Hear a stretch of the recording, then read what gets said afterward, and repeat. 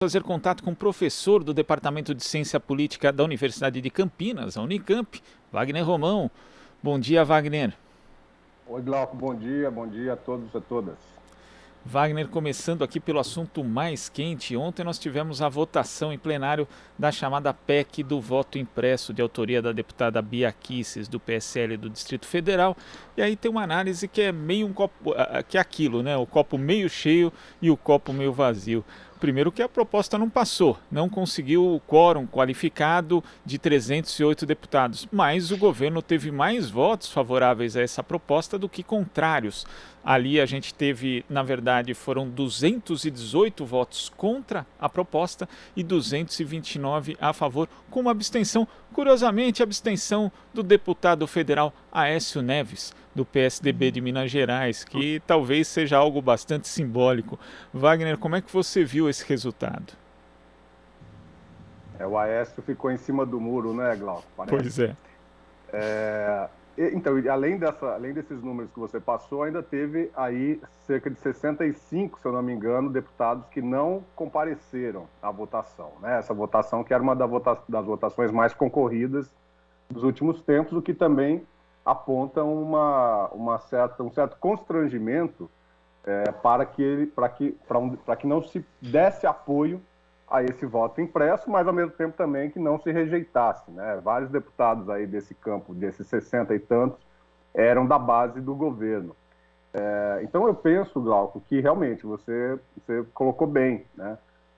Por um lado não foi aceita, não alcançou esse placar alto, que é de 3/5 do parlamento, da Câmara dos Deputados, do pleno da Câmara, que seria 308 deputados, mas, ao mesmo tempo, a gente teve aí 229 votos favoráveis a essa proposta absolutamente esdrúxula, né, que realmente ocupou aí, nos últimos meses, né, uma boa parte do debate político. Então, eu penso que Bolsonaro perdeu, não há dúvida que o Bolsonaro perdeu essa aposta, mas há uma base considerável na Câmara dos Deputados que vai Bolsonaro, mesmo nesses momentos, mesmo nesses assuntos mais polêmicos, digamos assim, né? Mais esses assuntos que interessam para criar, basicamente, confusão no processo eleitoral de 2022. É isso que Bolsonaro queria e penso que ele vai continuar nessa toada, né? Vai continuar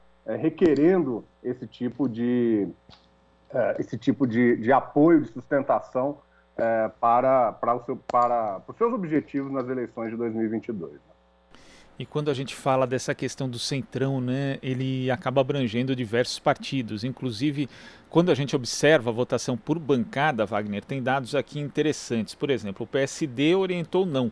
Mesmo assim, 20 dos 35 deputados da bancada foram favoráveis ao texto, contra 11 contrários e 4 ausentes. O PSDB a mesma coisa, orientou não, mas 14 dos 32 foram favoráveis, contra 12 contrários e 6 ausentes. A gente tem também o caso aqui de partidos de oposição, como o PSB e o PDT, que também tiveram defecções, né? O PDT, 6 deputados votaram junto com o governo, e o PSDB foram 11, né? O que é realmente uma quantidade bastante grande. Quer dizer, o governo Bolsonaro, mesmo acuado, mesmo mais fraco, conseguiu pautar, não só na Câmara dos Deputados, mas também junto a boa parte da população, essa questão do voto impresso que, como você mencionou, Wagner, não faz sentido nenhum.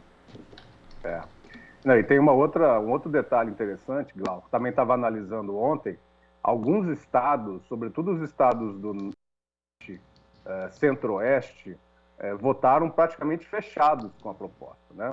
Rondônia, por exemplo, acho que os 8 deputados votaram a favor do voto impresso, né? Então tem uma questão regional também para a gente entender que onde que o bolsonarismo tem mais força, né? Me parece que esses estados do centro-oeste e do norte, o bolsonarismo continua sendo muito forte.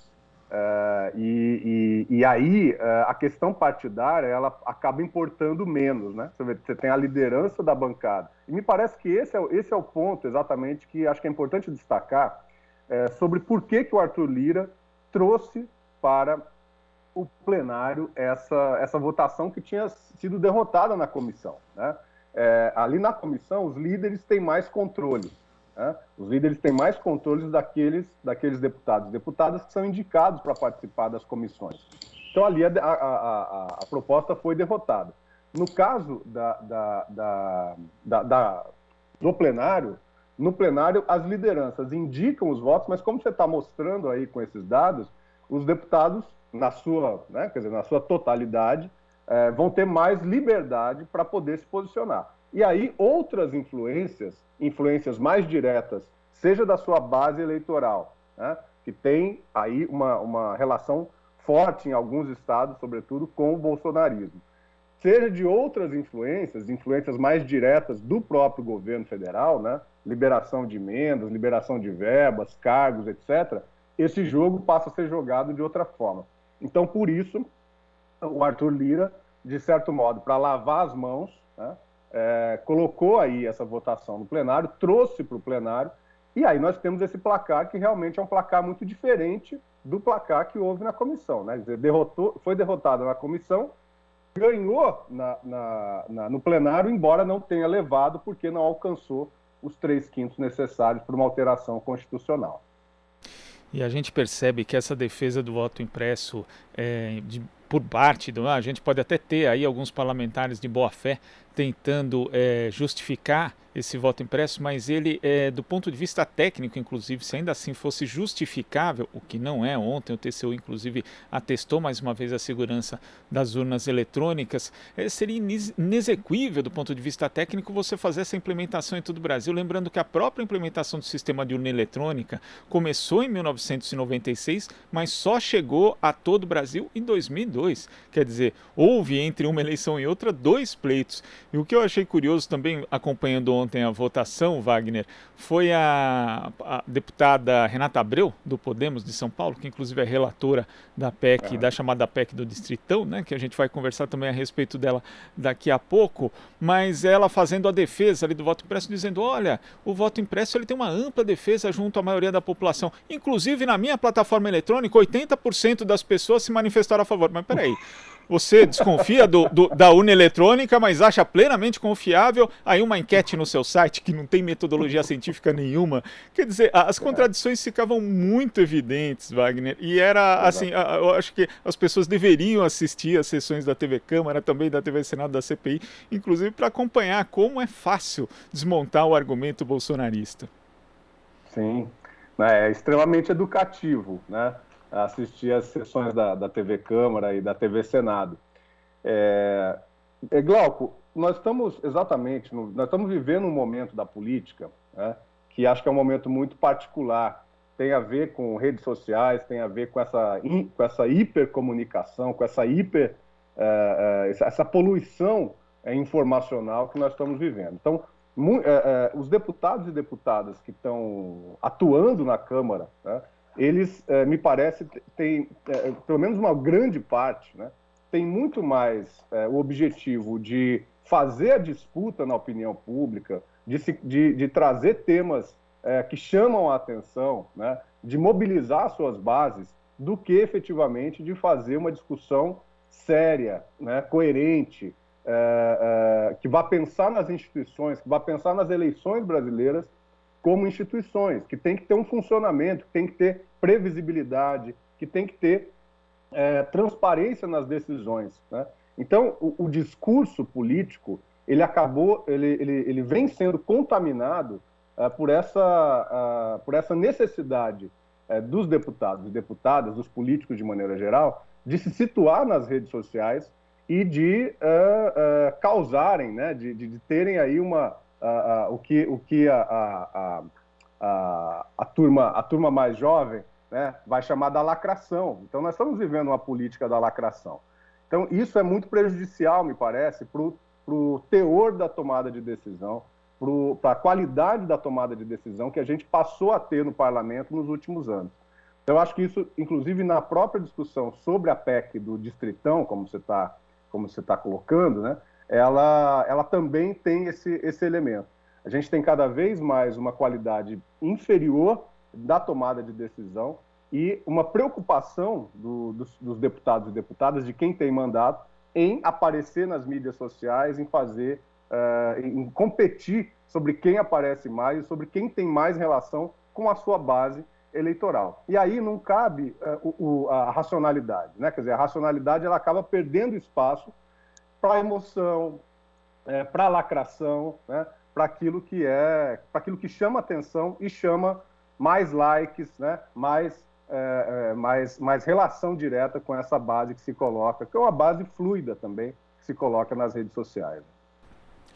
Agora, Wagner, falando justamente dessa PEC do Distritão, né, que é uma PEC, inclusive, de 2011, que tratava simplesmente da proibição das eleições em feriados e, de repente, foram incluídos esses jabutis, né, sendo que o Supremo Tribunal Federal já declarou em 2015 que é inconstitucional colocar emendas ou itens que sejam estranhos à proposta original, mas mesmo assim os deputados continuam fazendo isso, não só nessa PEC, mas como também em outras. Entre as mudanças, além da adoção do Distritão, a gente tem o tal do voto preferencial e a volta das coligações. Como é que você vê esse tipo de alteração feita primeiro com nenhum debate com a sociedade e depois a gente não consegue repetir as mesmas regras, né, Wagner, de eleição para eleição?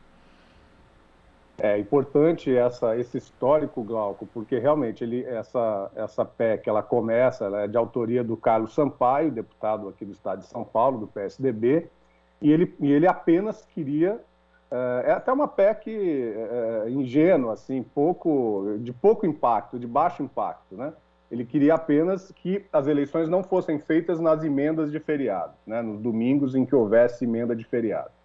E isso passou na CCJ, na Comissão de Constituição e Justiça, mas lá em 2016, 2017, quando toda essa discussão que se coloca agora, né, tem um enorme número de medidas que são previstas nessa PEC que realmente alteram o processo eleitoral brasileiro, não estavam colocadas. Então, no mínimo, né, para se incluir esse tipo de discussão, ela teria que passar pela CCJ, que é exatamente quem vê a constitucionalidade ou não do que está colocado em termos de conteúdo na PEC. Né? Então, essa PEC foi resgatada ali no ano passado e começaram a ser enxertados diversos temas, né, que não estavam na PEC anterior. Então, acho que só isso, só essa questão da tramitação já é algo a ser questionado junto ao Supremo Tribunal Federal, e me parece que alguns partidos políticos estão, inclusive, em busca desse questionamento, sobretudo por conta da questão do distritão, né?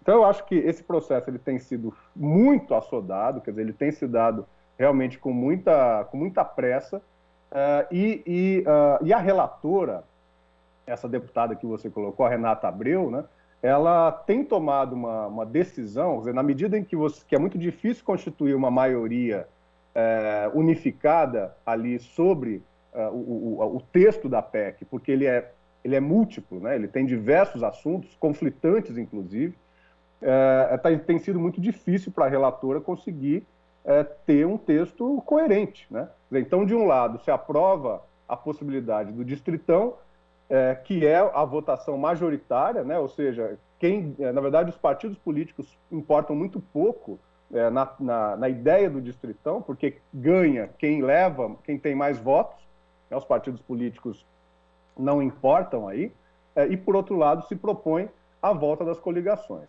Eu acho que, além disso, tem uma questão importante que a gente vai ter que ver como é que isso vai ser tratado no plenário da Câmara dos Deputados, porque a emenda que estava colocada, a proposta que estava colocada na comissão era uma proposta que previa o distritão como um mecanismo intermediário para uma transição para o chamado distrital misto, né? Que é um outro sistema, que é um sistema que combina aí o sistema majoritário, né?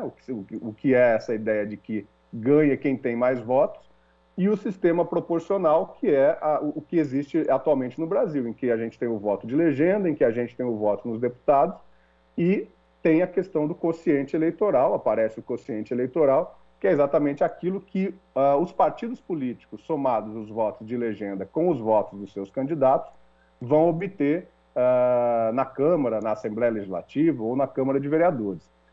Então, tem uma contradição aí que está colocada, porque esse distrital misto, que seria o ponto de chegada da PEC, ele não foi aprovado, né?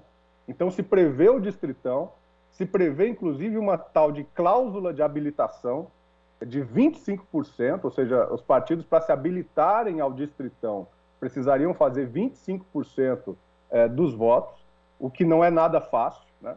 E aí se coloca essa possibilidade das coligações. Então, tem muita confusão, não dá para a gente entender muito bem como é que esse sistema funcionaria, mas eu penso que aí você tem toda a razão, né? A gente fez uma reforma eleitoral surpreendentemente boa em 2017, que previa cláusula de barreira, que previa o fim das coligações proporcionais, né?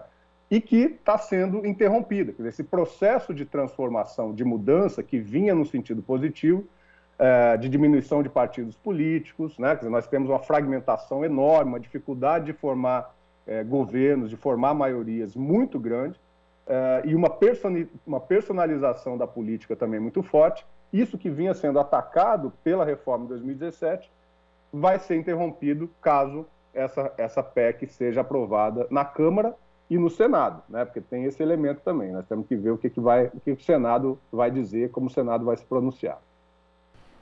Pelo jeito parece que pela votação de ontem a chance de aprovação na Câmara é muito grande, mas aí temos ainda o Senado, como você falou, Wagner. Muito obrigado pela sua participação aqui no Jornal Brasil Atual. Até a próxima. Um grande abraço, Glauco. Um bom dia a todos e todas. Abraço, bom dia. Conversamos aqui com o professor do Departamento de Ciência Política da Unicamp, Wagner Romão. Você está ouvindo Jornal Brasil Atual. As notícias que os outros não dão.